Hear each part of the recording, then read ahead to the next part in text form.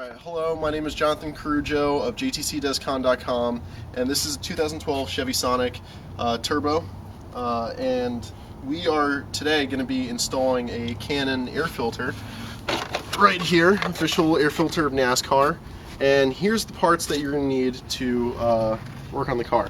So you're going to need a large size flathead.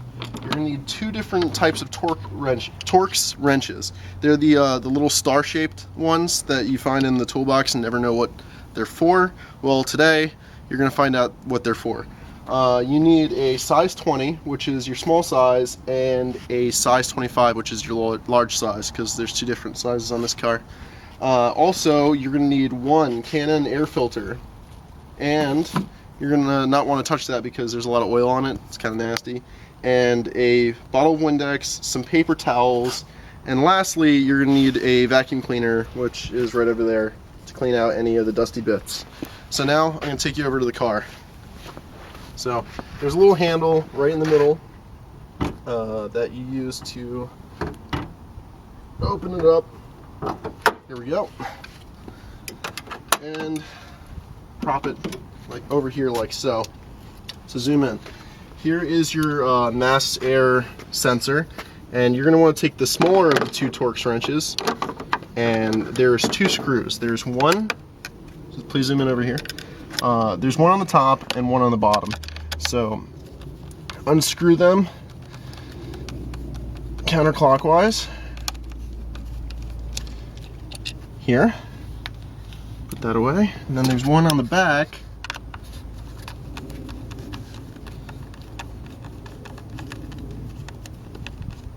Be careful not to drop the screw into the engine bay. Put that in your pocket, and it comes out just like so. And you can leave it hanging out on the side. So then you're going to switch to your larger of the two torx wrenches, and you're going to unscrew these two bolts. Now I left this partially unscrewed because I did it before. They're very long actually, so it's kind of difficult. If you have a power drill, you could squeeze it into this upper one of the two. But the lower one is a little bit harder to get to. See? That's the size of the screw. It's quite big. It's not too tight in there. And then here's the tricky bit. Can you please zoom out, please? Take a few steps back. You're gonna wanna take this out, your prop, and maybe put the hood on your head so that your hands, please zoom in, can fit into this little area over here. You can see it right down in there.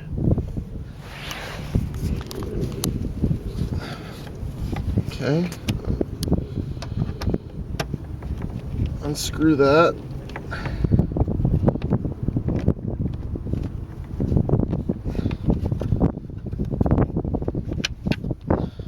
Okay. Put that down. Reprop the hood, and now you take your flathead screwdriver, zoom out, and you unscrew the attachment over on the intake hose.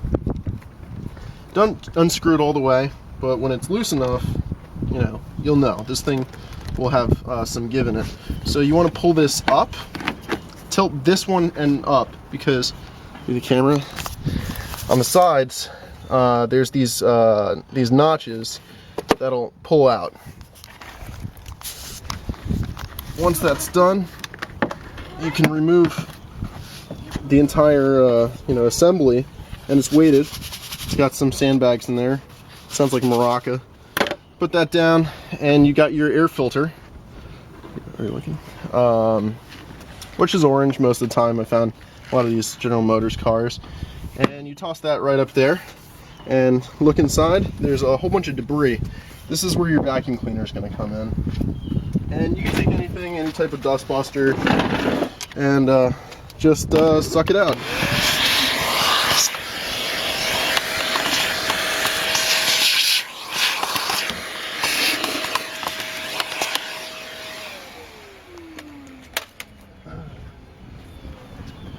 After you've given it a thorough sucking, you could blast it with Windex. Not too much, just enough. polish off the interior because a lot of dirt and grime gets inside here.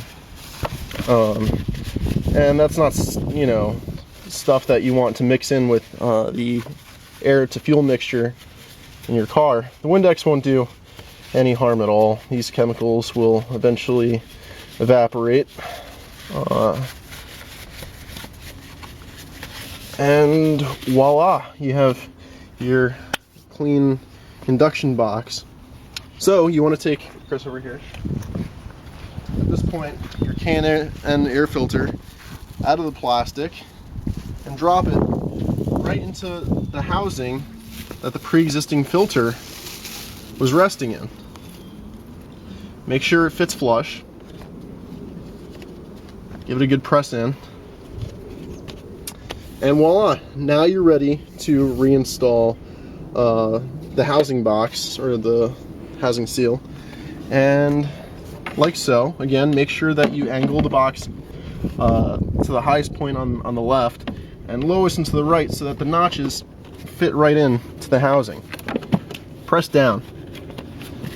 Once you've pressed down, take your screws, reinsert them, and you could even hand twist them a little bit of the way back into the housing, about halfway. Again, with the one on the left, it's a little tighter. Now squeeze your way in there and hand screw it as much as you can because it'll save you time. So I'm gonna take the prop down, put the hood on my head again. Kind of looks weird. Then again, you know, we're always doing weird things with cars.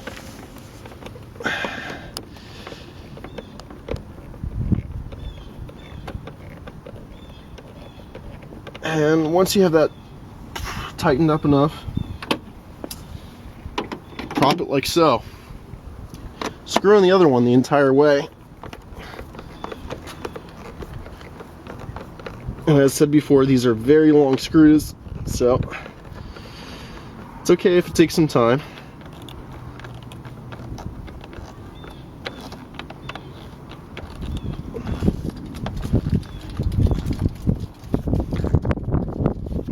Oops.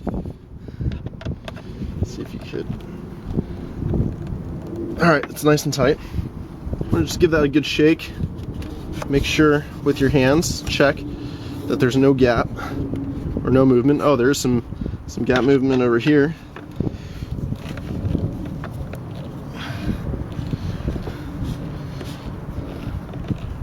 You'll find that if you screw one end, you might have to screw the other end a little bit more. As a result, it'll seem fine on the first try, but always check your work. So now there's no gap whatsoever. At this point, you're going to want to put this hose back in. Just shove it with your hand. Now screw in the clamp with the flathead screwdriver.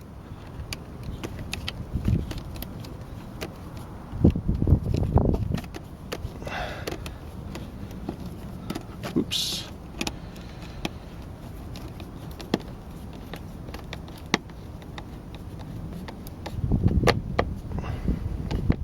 You don't want to do it too tight.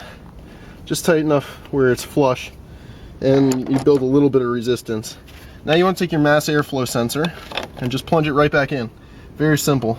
Make sure you don't pull, you know, this switch. That really just takes the sensor off the wires. And get your screws. Get my keys out of my pocket.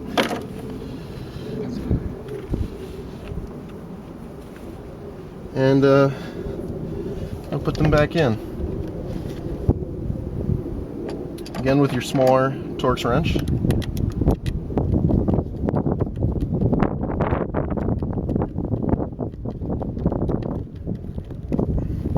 Screw them back in.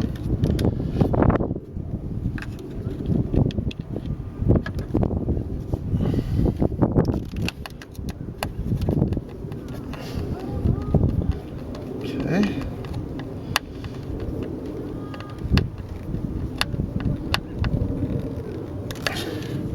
And voila, your install should be done. So now your Canon install on your Chevy Sonic should be complete. Now, this isn't a cold air intake, so on a cold air intake you'd usually want to start the car up to check for any vibrations, but because you're using the original engine manufactured intake box components, you shouldn't have to worry about any vibrations to check for. And yeah, what the last thing you want to do is you want to take your box.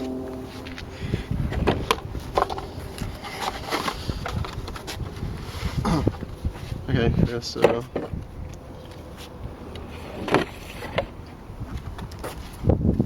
zoom in, just walk over here. The last thing you want to do is you want to take the stop do not discard sticker, because this tells your mechanics not to discard your filter, that it's a reusable one. And you would stick it over here like so. And also you have an extra Canon sticker to put anywhere on your car, maybe for good looks. You can put it over the radiator. And also you have your million-mile warranty card that you're going to want to keep inside your glove box.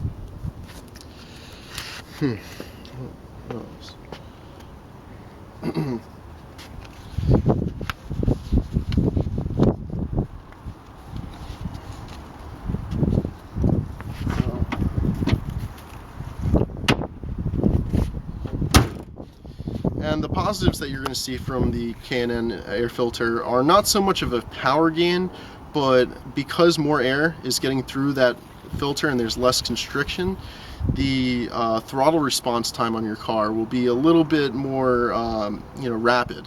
So when you put your foot down on the pedal, you will feel the acceleration come on faster. There won't be as much of a delay. Also, every 10,000 miles you should take the Canon oil maintenance spray and just do the same thing in the video over again. Open it up, give it, wash it underneath a sink or a faucet, spray it down, put it back in every 10,000 miles, and have fun with your filter. Thank you.